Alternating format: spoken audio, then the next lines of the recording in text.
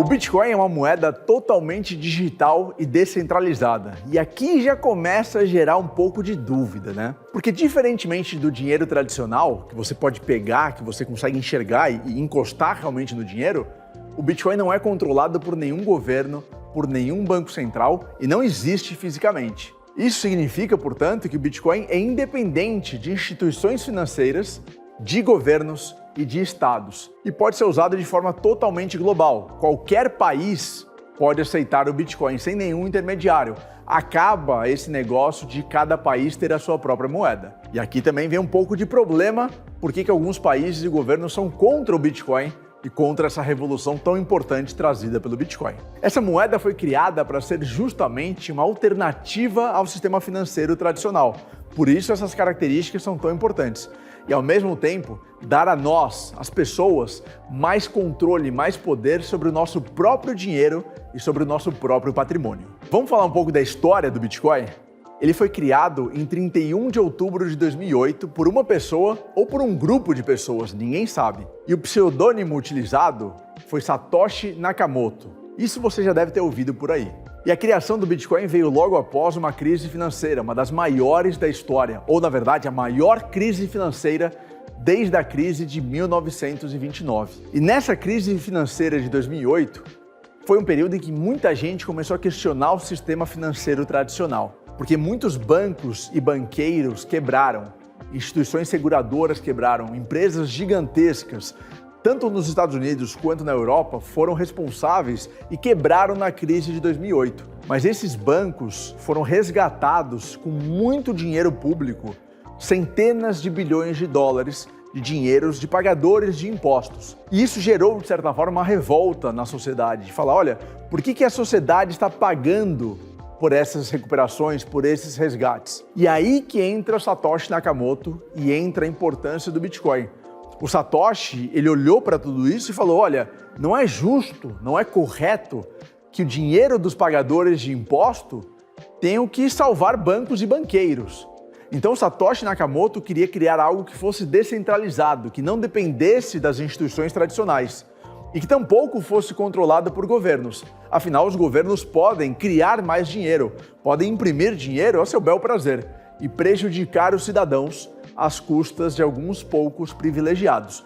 É essa a grande história do nascimento do Bitcoin, o momento de surgir como algo que não esteja no controle dos governos, que o Bitcoin possa realmente ser utilizado e ser guardado por cada pessoa, por uma rede descentralizada, por uma rede que não dependa dos interesses de governos e estados. Uma curiosidade interessante é que o primeiro bloco de Bitcoin, chamado de bloco Gênesis, traz justamente uma mensagem codificada pelo Satoshi Nakamoto, referenciando um artigo sobre os resgates bancários daquela época, o que mostra realmente como ele teve esse interesse de proteger as pessoas da crise de 2008. Mostra essa motivação por trás da criação do Bitcoin, oferecer uma alternativa ao sistema bancário tradicional, que muitas pessoas estavam começando a desconfiar e estavam começando a criticar em razão da crise de 2008. Embora o Bitcoin tenha sido criado em 2008, a primeira compra registrada usando o Bitcoin foi em 22 de maio de 2010, quando um programador chamado Laszlo comprou 2 pizzas por 10 mil Bitcoins. Na época, o Bitcoin não valia praticamente nada, não tinha quase nenhum valor. E essa transação acabou se tornando muito famosa, especialmente porque hoje essas 2 pizzas e esses 10 mil Bitcoins valeriam quase nada. Só 680 milhões de dólares ou 3 bilhões de reais. E essa data é tão importante como a primeira transação de Bitcoin na história que o dia ficou conhecido como Pizza Day e todos os anos comemora-se Pizza Day como a primeira transação realizada com Bitcoin. Agora eu quero que você me diga aqui nos comentários, você teria comprado 2 pizzas com 10 mil Bitcoins em 2010 ou você teria guardado para o futuro, hein? Me diga o que você teria feito. Agora que nós entendemos a história e a motivação da criação do Bitcoin, está na hora de conversar sobre as características.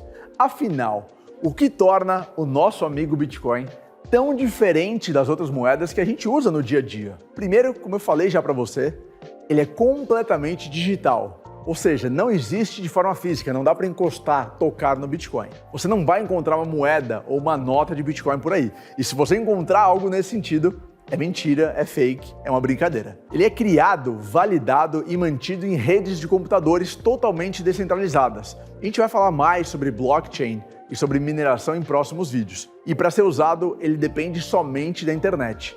Então pensa em uma tecnologia surgida em 2008 que depende somente da internet e que é criptografado. Por isso que a gente entende criptomoedas, moedas criptografadas baseadas somente em redes descentralizadas na internet. Outra característica muito importante é que o Bitcoin é descentralizado, que eu já mencionei várias vezes.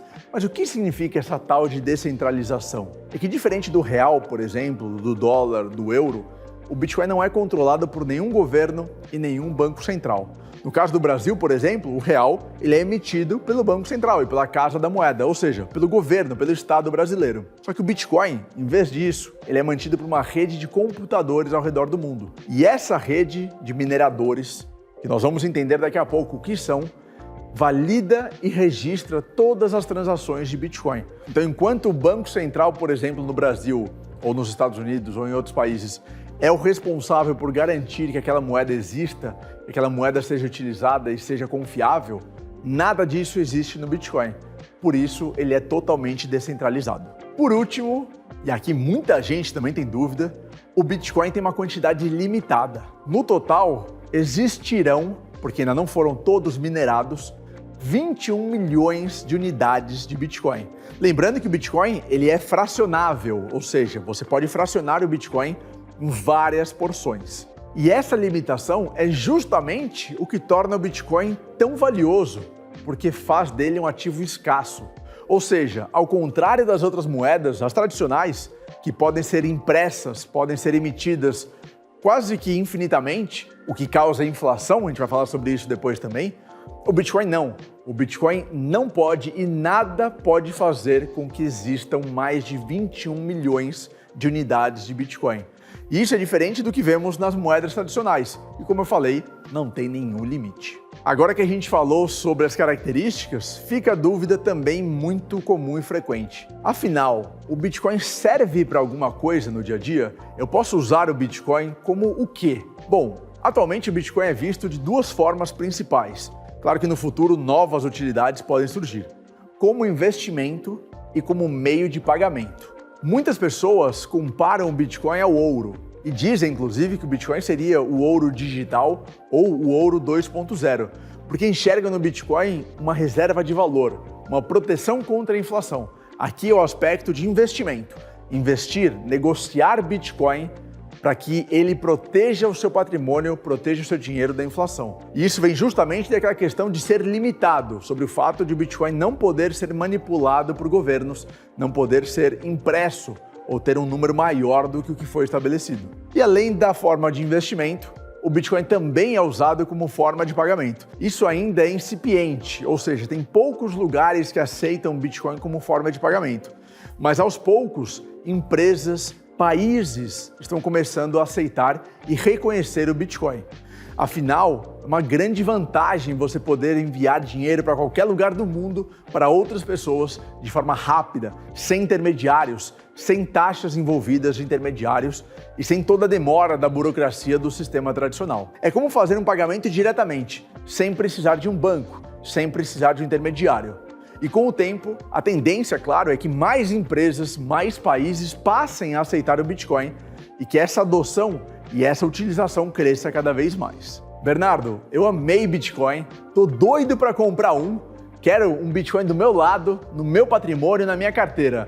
É fácil, é barato comprar Bitcoin ou eu preciso de muito dinheiro? Olha só, muita gente acha que precisa de uma grande quantia para começar a investir em Bitcoin. Mas esse é um dos maiores mitos do Bitcoin e das criptos. Na verdade, você não precisa comprar um Bitcoin inteiro, não precisa gastar os 400 mil reais, porque o Bitcoin é divisível em pequenas frações, sendo que a menor dessas frações é chamada de Satoshi, em homenagem justamente a Satoshi Nakamoto. Então, se você comprar uma fração apenas, você vai gastar muito menos de 400 mil reais. E aqui já fica um spoiler. No Inter, você pode começar a negociar Bitcoin e criptomoedas com apenas R$1. E é justamente essa acessibilidade do Inter que permite que qualquer pessoa comece a negociar no mercado de criptomoedas. Assim, você pode acompanhar o mercado e entender como ele funciona antes mesmo de fazer investimentos maiores, antes de comprometer mais do seu patrimônio, antes de resgatar outros investimentos. Para molhar o pé na água, só R$1 é necessário. Mas Bernardo, esse papo aí tá tudo muito bonito para ser verdade. Então não tem nenhum fator de risco para o Bitcoin? Não tem nada de segurança, nenhum problema? Bom, como toda forma de dinheiro, o Bitcoin também tem seus riscos e seus aspectos de segurança. Mas, na minha opinião, o Bitcoin é sim a melhor forma de dinheiro que já foi inventada.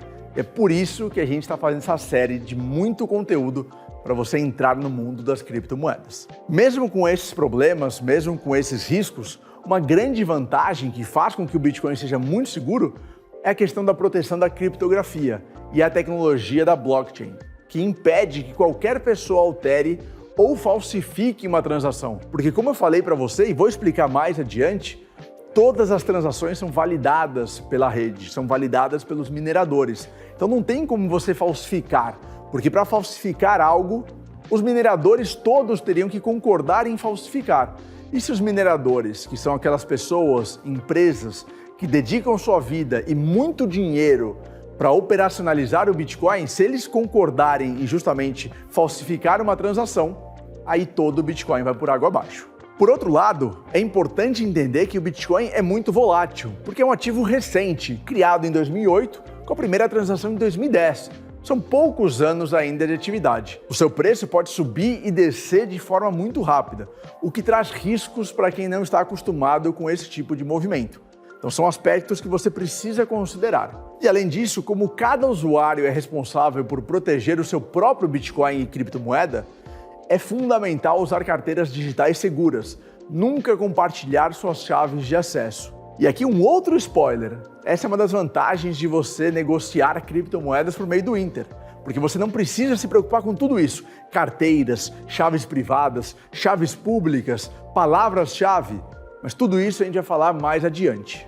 Outro ponto a se considerar é a regulamentação. O Bitcoin é sim permitido na maioria dos países, mas cada país pode ter uma regulamentação diferente, suas próprias regras, o que também afeta o uso e o valor da própria moeda. Então é sempre bom você se informar sobre isso antes de negociar, antes de comprar e vender criptomoedas.